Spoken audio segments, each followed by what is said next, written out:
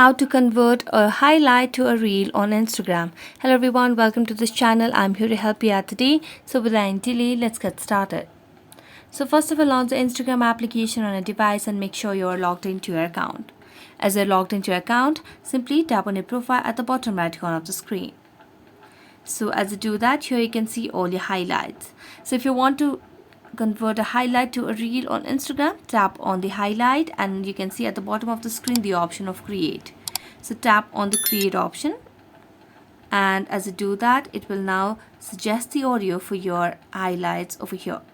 You can skip that as well, and as you do that, you can simply tap on next, and as you tap on next, you can make necessary edits and tap on next, and here you can just add captions and so on, and you can simply tap on share and you can convert a highlight to a reel on Instagram.